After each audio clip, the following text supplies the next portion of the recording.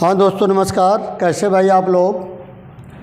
हम उम्मीद रखते हैं कि आप लोग बहुत खुश होंगे, प्रसन्न होंगे और स्वस्थ होंगे। तो दोस्तों हमारा आज का दिल्ली पुलिस का जनरल स्टडी का मॉडल पेपर वीडियो हम बना रहे हैं। इससे पहले एक वीडियो हमने आप लोगों के पास भेजा और हम उम्मीद रखते हैं ज़रूर आप लोगों को पसंद आया होगा। और ये भी वीडियो अगर हमारी आप लोगों को पसंद आती है तो आप लोग हमारे चैनल को ज़रूर सब्सक्राइब कीजिएगा और शेयर कीजिएगा वीडियो को और बेल आइकन दबाना ना भूलिएगा दोस्तों। बाकी दोस्तों हम आप लोगों के पास तो भेज ही रहे हैं वीडियो बना करके, लेकिन हमारा दिल्ली पुलिस का 3 बजे लाइव क्लास भी चल रही है। अगर आप लोग जुड़ना चाहते हैं तो 3 बजे जुड़ सकते हैं। तो दोस्तों इसी तरह से दिल्ली पुलिस और भी जितने भी एग्ज़ाम होते जाएंगे, हमारी टीम एक वर्क कर रही है और अच्छे अच्छे क्वेश्चन को छांट रही है। ये वे क्वेश्चन हैं जो एग्ज़ाम में पूछे गए हैं, तो उसको कलेक्शन कर रही है। कलेक्शन करके उसको तैयार किया जा रहा है और आप लोगों तक बिल्कुल पहुंचेगा और कोशिश हमारी रहती है। तो आइए हम लोग थोड़ा सा क्वेश्चन पर चलते हैं, क्योंकि आज का हमारा दूसरा वीडियो, एक वीडियो हम आपके पास भेज चुके हैं, दूसरा हम लेकर आए हैं दिल्ली पुलिस का।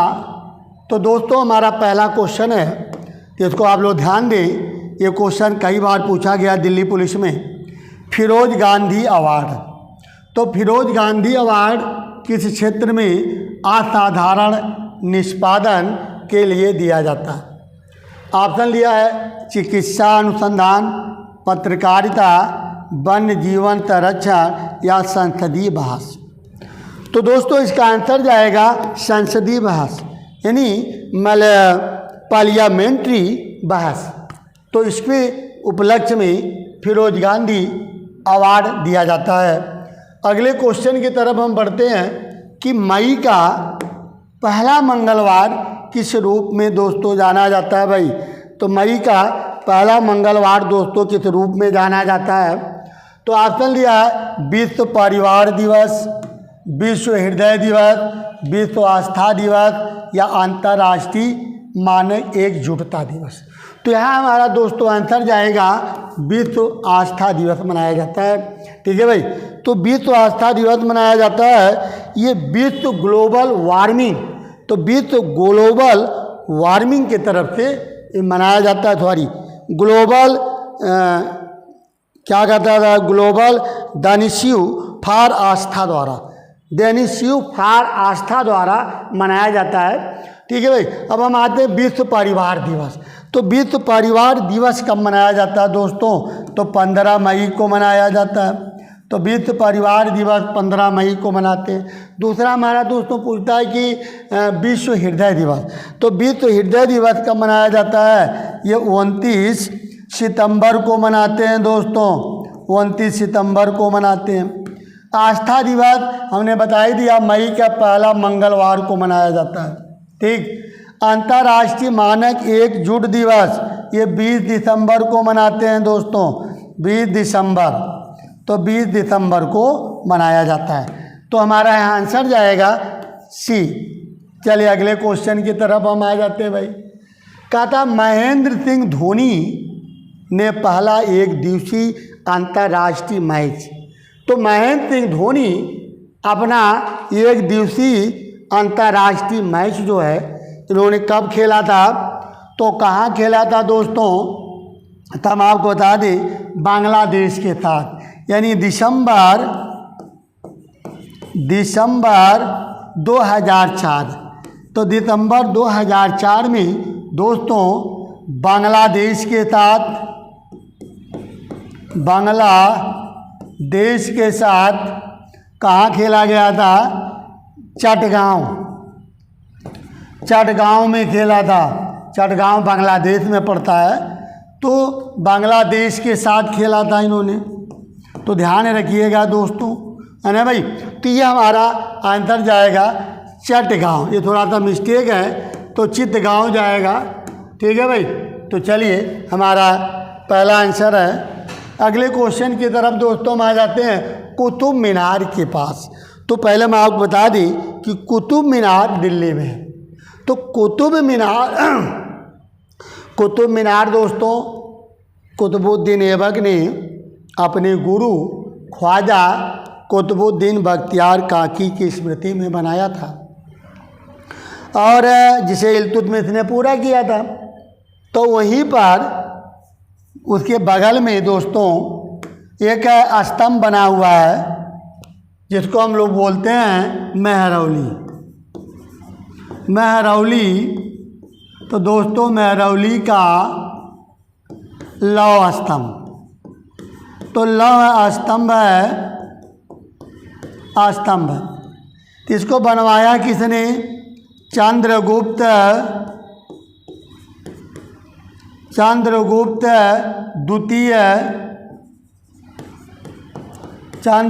द्वितीय या विक्रमादित्य ने बनवाया दोस्तों, विक्रमादित्य ने बनवाया। ठीक, तो चंद्रगुप्त द्वितीय या विक्रमादित्य ने बनवाया था। ये ऐसा स्तंभ है जो जंग प्रतिरोधकता से मैंने आज तक वहाँ जंग नहीं लगा। तो हमारा आंसर दोस्तों क्या जाएगा? जंग प्रतिरोधकता। तो चौथा आंसर सही हो रहा। अगले क्वेश्चन की तरफ, किस मिट्टी में अधिक पानी होता है? तो किस मिट्टी में अधिक पानी होता है दोस्तों? तो यहाँ हमारा ऑप्शन क्या दिया है? दोमट, रेतीली, चिकनी मिट्टी और लाल मिट्टी। तो दोमट मिट्टी को हम लोग जलोढ़ मिट्टी भी कहते हैं, जलोढ़ मिट्टी कहा जाता है। तो दोस्तों ये उत्तर भारत में पाया जाता है, उत्तर भारत में मिलता है भाई, तो उत्तर भारत में पाया जाता है। अगर हम रेतीली मिट्टी की दोस्तों अगर हम बात करते हैं ना, तो रेतीली मिट्टी आपके राजस्थान क्षेत्रों में पाई जाती है। तो आंसर हमारा दोस्तों जाएगा राजस्थान। तो राजस्थान के क्षेत्रों में पाई जाती है। चिकनी मिट्टी की अगर हम बात करते हैं तो पूर्वी भारत में है, जहाँ बारिश ज़्यादा होती है, तो पूर्वी भारत में पाई जाती है। अब हम लाल मिट्टी की अगर दोस्तों हम बात करते हैं तो ये आपका बुंदेलखंड का क्षेत्र है, तो बुंदेलखंड के क्षेत्रों में पाई जाती है दोस्तों। तो ये हमारा आंसर जाएगा दोमट मिट्टी या जलोढ़ मिट्टी। ये ऐसी मिट्टी होती है जो सर्वाधिक पानी सोखती है। तो हमारा पहला आंसर सही होगा दोस्तों। अगले क्वेश्चन में हम आते हैं, हवा संतृप्त होने पर को नहीं रोक सकती। तो किसको नहीं रोक सकती दोस्तों? कहता है अधिक जलवाष्म को, अधिक वायु को, अधिक CO2 को या अधिक O2 को। तो किसको नहीं रोक सकती है दोस्तों? तो जाएगा हमारा आंसर अधिक जलवाष्म को। तो अधिक जलवाष्म को हवाएं नहीं रोक सकती है दोस्तों। तो हमारा पहला आंसर सही है। नेक्स्ट क्वेश्चन पे, निम्नलिखित में से किस देश में सबसे बड़ा वन क्षेत्र है? तो वन क्षेत्र की अगर हम दोस्तों बात करते हैं तो कहता है ब्राज़ील है, कनाडा है, रूस परसंघ है या संयुक्त राज्य अमेरिका। तो यहाँ दोस्तों हमारा जो आंसर होगा वो कहाँ जाएगा? रूस परसंघ, क्योंकि अगर हम बात करते हैं ना साइबेरिया का क्षेत्र, तो साइबेरिया हमारा पूरा इलाका जो है ये आपका वनों से ढका हुआ है, बर्फ़ से ढका हुआ है। तो छोटे छोटे कंकीले पाए जाते हैं, झाड़ियाँ पाई जाती है। तो अगर हम बात करते हैं यहाँ पे तो जाएगा हमारा रूस परसंघ। तो रूस जाएगा दोस्तों। अगले पॉइंट में हम आते हैं, 8 सितंबर को ये मनाया जाता है साक्षरता दिवस। तो विश्व साक्षरता दिवस मनाए जाने का जो रीज़न था भाई, तो विश्व साक्षरता दिवस मनाए जाने का रीज़न क्या था दोस्तों? तो हम आपको बता दें कि विश्व साक्षरता दिवस क्यों मनाया जाता है। तो विश्व साक्षरता दिवस यूनेस्को द्वारा घोषणा की गई थी भाई, यूनेस्को द्वारा घोषणा की गई थी कब? 1965 में। तो यूनेस्को द्वारा 1965 में घोषणा की गई थी मनाने के लिए विश्व साक्षरता दिवस 1965 में। तो 1965 में शुरू किया गया। 8 सितंबर 1965 को विश्व साक्षरता दिवस मनाने के लिए। और कितने घोषणा की यूनेस्को ने? तो यूनेस्को की स्थापना की अगर हम बात करते हैं दोस्तों तो 1945 में हुई थी। और इसका मुख्यालय कहाँ है बच्चों? दोस्तों तो पेरिस में है भाई, इसको आप लोग याद रखेंगे, इसका मुख्यालय पेरिस में है। अगर हम WHO की बात कर लेते हैं दोस्तों तो WHO की स्थापना 7 अप्रैल 1948। तो 7 अप्रैल 1948 को स्थापना हुई थी भाई, 1948। तो 7 अप्रैल 1948 को आपका WHO यानी विश्व स्वास्थ्य संगठन की स्थापना हुई थी। तो चलिए दोस्तों अगले क्वेश्चन की तरफ हम लोग बढ़ते हैं भाई। तो अगला हमारा प्रश्न क्या आता? महाभारत। तो दोस्तों महाभारत की अगर हम बात करते हैं ना कि महाभारत का प्राचीन नाम क्या है या महाभारत के लेखक कौन है? तो महाभारत के लेखक वेद व्यास है। तो दोस्तों कहा जाता है कि जब इसमें 8800 श्लोक थे, 8800 श्लोक थे, तो इसका नाम पड़ गया था जय संहिता। जय संहिता कहा जाता था दोस्तों, जय संहिता। और जब इसमें 24,000 श्लोक हुए, 24,000 श्लोक हुए तो इसका नाम पड़ गया भारत। और जब 1 लाख श्लोक हुए, ये 1 लाख श्लोक, तो इसका नाम क्या रखा गया दोस्तों? महाभारत। तो इसका नाम पड़ गया महाभारत। तो आज महाभारत हो गया इसका दोस्तों। तो आज हम इसका मूल नाम बताएंगे तो जय संहिता जाएगा। अब हम आ जाते हैं कि कथा सरित सागर। तो कथा सरित सागर के लेखक कौन है दोस्तों? सोमदेव हैं, सोमदेव। तो इसको आप लोग नोट कर सकते हैं, सोमदेव है। राज तरंगड़ी के कल्लाड़, राज तरंगड़ी के कल्लाड़ बृहद कथा के लेखक हैं गुड़ाढ़, ठीक है भाई, गुड़ाढ़। तो ये है गुड़ाढ़ कथा, बृहद कथा के लेखक। तो दोस्तों हमारा आंसर क्या जाएगा? जय संहिता जाएगा। चलिए अगले क्वेश्चन में हम आ जाते हैं, चैंपियन ट्रॉफी। तो चैंपियन ट्रॉफी दोस्तों किससे संबंधित है? कहता है फुटबॉल से है, हॉकी से है, क्रिकेट से है, या हॉकी क्रिकेट दोनों से है। तो दोस्तों क्या आंसर जाएगा? चैंपियन ट्रॉफी ये क्रिकेट से संबंधित है। ठीक, नेक्स्ट क्वेश्चन, औरंगजेब के शासनकाल के दौरान यह देखना किसका काम था कि जनता अपना जीवन शरीयत के हिसाब से जी रही है या नहीं? तो ये कार्य किसको दिया गया था? तो दोस्तों 4 ऑप्शनल आपकी स्क्रीन पर, अहादीस, मनसबदार, मुहासिब या बालाशीद। तो मुहासिब का कार्य था दोस्तों, इसका गठन किया गया था 1660 में, यानी 1660 की अगर हम बात करते हैं दोस्तों तो उस समय औरंगजेब की हुकूमत थी। क्योंकि औरंगजेब का जो शासन काल है दोस्तों ये आता है 1658 से लेकर के 1760 तक। तो औरंगजेब ने इसे बनाया था 1660 में, मुहस्सिब की नियुक्ति की थी। तो अगले क्वेश्चन की तरफ हम लोग बढ़ते हैं भाई। 28वें कहता है कि 28वें ये हमारे लेखा महानियंत्रक, तो लेखा महानियंत्रक की जो पद की बात करते हैं हम, तो अनुच्छेद 148 में वर्णित है दोस्तों। तो इस पद पर किसकी नियुक्ति की गई? तो हमने 4 ऑप्शन बना दिया था, राजीव कुमार, भारतीदास, यश दुबे या गिरीश चंद्र मुर्मू। तो यहाँ हमारा दोस्तों आंसर क्या जाएगा? यश दुबे। तो यश दुबे ये हमारे नियंत्रक महालेखा परीक्षक पद पर नियुक्त हुए हैं। चलिए अगला पॉइंट हमारा आता है भाई, महिलाओं को कहता है कि महिलाओं को समर्पित अट्टुकल पोंगल। हम एक चीज़ और दोस्तों बता दें आपको कि अगर हम पोंगल की बात करते हैं, केवल पोंगल की बात करते हैं दोस्तों, तो ये तमिलनाडु जाएगा दोस्तों। लेकिन यहाँ कहता है अट्टुकल पोंगल, तो इसके लिए 4 ऑप्शन हमने बनाया, उड़ीसा, तमिलनाडु, केरला या आंध्रा।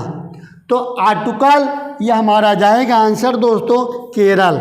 और अगर हम केवल पोंगल की बात करते तो दोस्तों हमारा तमिलनाडु जाता, लेकिन यहाँ हमारा केरल आंसर जा रहा। चलिए अगला पॉइंट हमारा आता शनि के छल्ले। जो शनि होते हैं इनमें छल्ले पाए जाते हैं।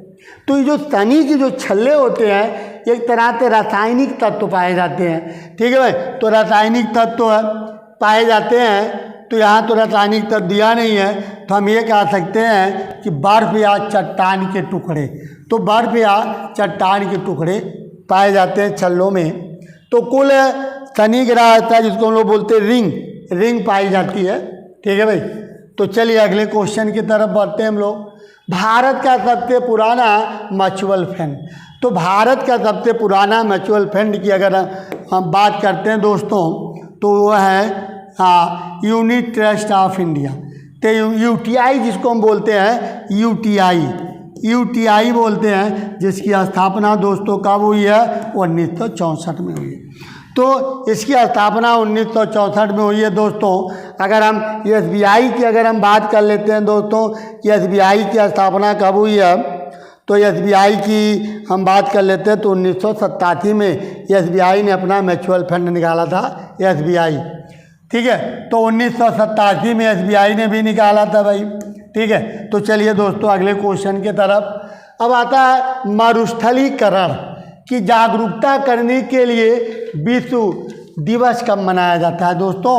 तो मरुस्थलीकरण की जागरूकता के लिए मनाया जाता है।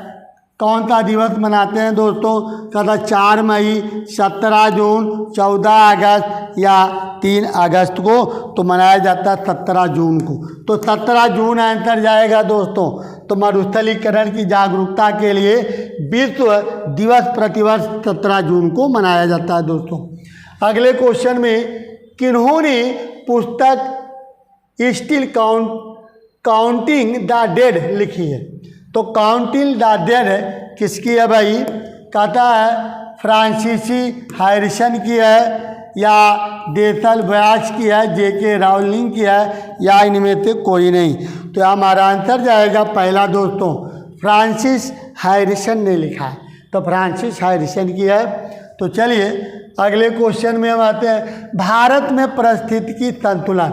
तो पारिस्थितिकी की अगर हम बात करते हैं दोस्तों तो पारिस्थितिकी एक शब्द आता है इकोलॉजी। तो पारिस्थितिकी की खोज अर्नेस्ट हेकल ने 1866 में किया था। ठीक है, तो पारिस्थितिकी तंत्र का मुख्य कारण क्या भाई? तो कहता है कि वनों का कटाव है, यानी वनों का कटाई, मरुस्थलीकरण, बाढ़ और अकाल है, या बारिश में उतार चढ़ाव है। तो आंसर हमारा दोस्तों क्या जाएगा? वनों का कटाव आंसर होगा। तो वनों का कटाव जाएगा। ठीक है भाई, तो चलिए क्योंकि हमारा जो परिस्थितिकी असंतुलन हो गया है, कभी मौसम कुछ होता है, कभी मौसम कुछ होता है, या हमारे यहाँ मौसम नहीं बनता है, तो उसका मेन कारण है वनों का कटाव। धीरे धीरे वन का विनाश होता जा रहा है और मौसम में हमारे परिवर्तन होता चला जा रहा है दोस्तों।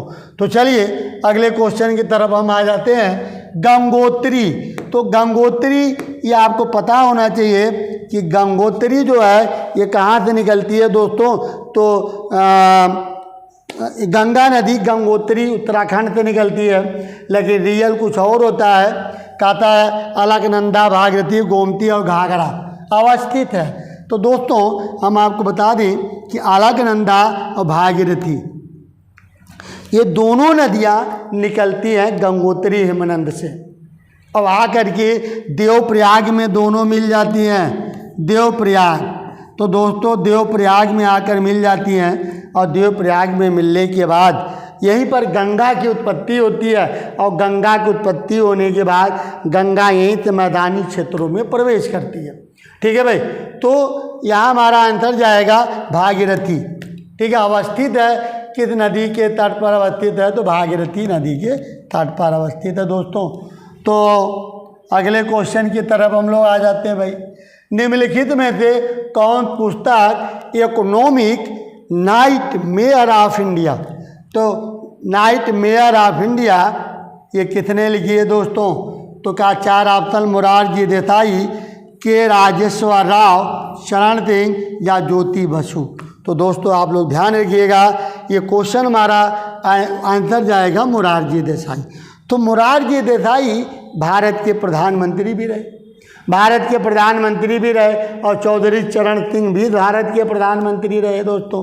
अब हम ज्योतिबा फूलों की जो है ज्योति बसु की बात करते हैं दोस्तों, तो ज्योति बसु बंगाल के लगातार 25 वर्षों तक बंगाल में मुख्यमंत्री थे। तो ठीक है भाई, तो चलिए दोस्तों, अगर हमारा ये आप लोगों को वीडियो पसंद आती है तो ज़रूर आप लोग कमेंट लिखिएगा, लाइक कीजिएगा, शेयर कीजिएगा, ठीक है भाई। तो और भी हमारी टीम का हमारा प्रोत्साहन होगा, उत्साह होगा और हम लोग अच्छे मेडल लेकर के आएंगे। तो दोस्तों जितने भी एग्ज़ाम होंगे वो सारी वीडियो आप लोगों तक पहुंचेगी, बस आप लोग इसको शेयर कीजिए और लोग भी लोग लाभ उठा सकें और सब्सक्राइब कर दीजिएगा। तो बिल्कुल दोस्तों, तो चलिए हम लोग अपनी क्लास को ही समाप्त करते हैं। अगले क्लास में फिर मुलाकात होती है अगले वीडियो में। तब तक के लिए जय हिंद, जय भारत।